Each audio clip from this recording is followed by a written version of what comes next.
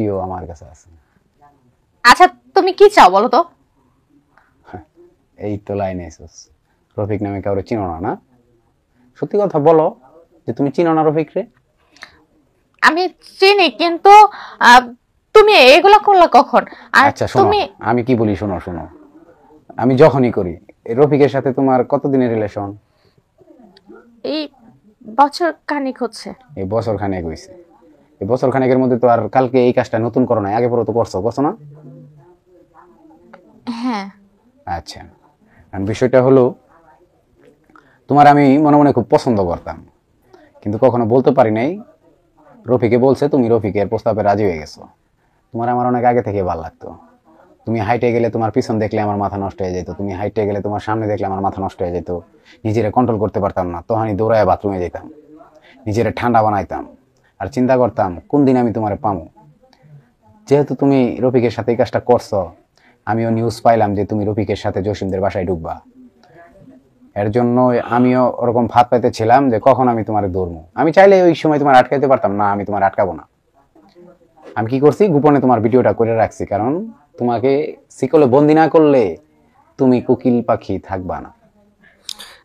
দেখো, আমার এগুলো নিয়ে অন্তত তুমি কিছু করো না। তুমি বলো আমার কি করতে হবে, আমি করব। আমি তোমার সব কথা শুনবো, কিন্তু তুমি ভিডিওটা ডিলিট করে দাও। হ্যালো, কিরে লালি, কি অবস্থা? কে বলছেন? আমার চিনস না? কণ্ঠ শুনে বুঝতেছস না আমি কেডা? আমি আসলেও চিনতে পারছি না। চিনস নাই না? না। আমি সাজ্জাদ, ও, নাম্বার 1 বজ্জাত। আমার এখানে ফোন কেন? ফোন দিলাম, তুই রফিকের লগে কালকে কি করছস? রফিক? হ্যাঁ বুঝছি, তোর গলা শুকায় যাইতেছে। তুই যে কালকে জসিম গো বাসায় রফিক রে লয়ে ঢুকছিলি, তারপর সবকিছু খুইলা কি করছস এগুলা সবগুলা ভিডিওই আমি জানালা দিয়ে করছি। কি বলছো এগুলা? এগুলো সব মিথ্যা কথা, এগুলো একটা সত্য না। আর আমাকে এভাবে হুমকি দিলে আমি বিশ্বাস করবো না। প্রমাণ কি যে আমি এগুলো করছি? প্রমাণ না? প্রমাণ ছাড়া এই সাজ্জাদ উর্ফে বজ্জাত কখনো কথা বলে না। আমার কাছে তোর অন্তরঙ্গ মুহূর্তের ভিডিও আছে। আমি বিশ্বাস করি না, সব মিথ্যা কথা। মিথ্যা কথা না, একদম 21 মিনিট 27 সেকেন্ডের ভিডিও। তোরা শুরু থেকে কি করছস, কেমনে কি কইছে, কি কি কথাবার্তা হইছে, কই থেকে শুরু করছস, কে কার উপরে ছিল, এগুলা সবগুলা ভিডিও আমার কাছে আছে। আচ্ছা তুমি কি চাও বলো তো? এই তো লাইনে এসেছ। রফিক নামে কাউরে চিনো না? না, সত্যি কথা বলো যে তুমি চিনো না রফিক রে? আমি চিনি, কিন্তু তুমি এগুলা করলা কখন? আর আচ্ছা শোনো, তুমি আমি কি বলি শোনো শোনো, আমি যখনই করি এই রফিকের সাথে তোমার কতদিনের রিলেশন?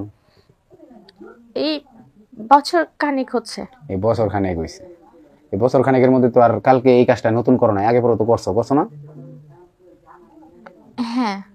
আচ্ছা, আর বিষয়টা হলো তোমার আমি মনে মনে খুব পছন্দ করতাম, কিন্তু কখনো বলতে পারি নাই। রফিকে বলছে তুমি রফিকের প্রস্তাবে রাজি হয়ে গেছো। তোমার আমার অনেক আগে থেকে ভালো লাগতো। তুমি হাইটে গেলে তোমার পিছন দেখলে আমার মাথা নষ্ট হয়ে যেত, তুমি হাইটে গেলে তোমার সামনে দেখলে আমার মাথা নষ্ট হয়ে যেত। নিজেরে কন্ট্রোল করতে পারতাম না, তখনই দৌড়ায় বাথরুমে যেতাম, নিজেরে ঠান্ডা বানাইতাম, আর চিন্তা করতাম কোন দিন আমি তোমারে পামো। যেহেতু তুমি রফিকের সাথে এই কাজটা করছো, আমিও নিউজ পাইলাম যে তুমি রফিকের সাথে জসিমদের বাসায় ঢুকবা। এর জন্য আমিও ওরকম ফাঁদ পাইতেছিলাম যে কখন আমি তোমারে ধরবো। আমি চাইলে ওই সময় তোমার আটকাইতে পারতাম না, আমি তোমার আটকাবো না। আমি কি করছি, গোপনে তোমার ভিডিওটা করে রাখছি, কারণ তোমাকে শিকলে বন্দি না করলে তুমি কোকিল পাখি থাকবা না। দেখো, আমার এগুলো নিয়ে অন্তত তুমি কিছু করো না। তুমি বলো আমার কি করতে হবে, আমি করব। আমি তোমার সব কথা শুনবো, কিন্তু তুমি ভিডিওটা ডিলিট করে দাও। হ্যাঁ, ভিডিও ডিলিট তো করবোই না। তো সময় রফিকুলটা দিছ, আমারে কয়েকদিন সময় দাও। দেখো তুমি কিন্তু এটা বাড়াবাড়ি করছো। আমি বাড়াবাড়ি করতেছি না, শোনো, তুমি যদি আমার প্রস্তাবে রাজি না হও, আমি কিন্তু ভিডিওটা ফেসবুকে ছাইরা দিমু, ভাইরাল করে দিমু, বুঝছো? তখন তোমার মান সম্মান। আরে না না, তুমি ফেসবুকে ছাড়ো না। আমার বাবা যদি জানতে পারে, নিঘাত আমার বাবা মরে যাবে। তুমি এগুলো করো না। হ্যাঁ, আমি তোমার প্রস্তাবে রাজি। এই তো লাইনে আইছো লাইলি, আমি তোমার প্রেমে দিও না ওইয়া একটা বছর তোমার পিছে পিছে ঘুরছি, তুমি আমার পাত্তা দাও নাই, আজকে পাইছি তোমার। শোনো আমি তোমারে কি বলি, রফিকুলের সাথে তুমি রিলেশন বাদ দিবা, আমার সাথে রিলেশন করবা, পারবা? হ্যাঁ হ্যাঁ, আমি সব পারবো, কিন্তু তুমি ভিডিওটা ডিলিট করে দাও প্লিজ। ডিলেট তো করবই। তুমি শোনো, 2-4 দিন পর পর আমার একটু সময় দিও। রফিকুলটা যেমন খুশি করছো, তুমি অনেক সেক্সি, আমি দেখছি তো, নিজের কন্ট্রোল করতে আমার খুব কষ্ট হয়েছে, কিন্তু তারপরেও যেমন ধরো সানি লিওনের ক্যামেরাম্যান যে ছিল, সেও কিন্তু নিজের খুব কন্ট্রোল করে রাখে, তেমন আমিও কিন্তু নিজের কন্ট্রোল করে রাখছি, শুধুমাত্র তোমারে ফান্দে ফালানোর লাইগা। যেহেতু আজকে আমার কাছে প্রমাণ আছে, আমি জানি প্রমাণ থাকলে তুমি আমার কথায় রাজি হতে বাধ্য, তো মাঝে মধ্যে আসো, আইসা সময় টময় দাও, এনজয় টেনজয় করি, তারপর ভিডিও ডিলিট করে দিব, সমস্যা নাই।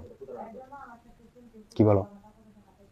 আচ্ছা ঠিক আছে, বলো কোথায় যাব। কালকে এসে পড়বা স্কুলের পিছনে ওই ফাঁকা বাসাটা দেখছো, যেখানে কেউ থাকে না, হুম। ওইখানে আসবা বিকাল 4টায়, আমি তোমার জন্য ওই ভাঙ্গা বাড়িতে অপেক্ষা করব, মনে থাকবে? মনে থাকবে। আর এই বিষয়টা যদি কারো জানানোর চেষ্টা করো, তাহলে কিন্তু আমি ভিডিও ভাইরাল করে দিই। না না, আমি কাউকে জানাবো না, কিন্তু তুমি ভিডিওটা ছাইরো না। ছাড়বো না, মনে করো গুনা গুনা, মনে করো যে 3 মাস, 3 মাস আমার সময় দাও, 3টা মাস সময় দিবা, আমার মনটা বইরা যাবো, তৃপ্তি আমার মিটে যাবো, এরপরে দেখবা অটোমেটিকলি আমি তোমার ভিডিও ডিলিট করে দিছি, ঠিক আছে? ওইটা নিয়ে টেনশন করো না, কারণ আমি ওই মধুটা পান করতে চাই, তোমার ওই মধুর ভিতরে কতটুকু গরম পদার্থ আছে সেটা আমি দেখবার চাই, বুঝছো? আচ্ছা ঠিক আছে। ঠিক আছে, তাহলে কালকে স্কুলের পিছনে চলে আসবা, হ্যাঁ? আচ্ছা। ঠিক আছে, কোনো রকম চালাকি করবা না। না। আচ্ছা, তো আইসা বইরে সময় মতো। আচ্ছা। বাই।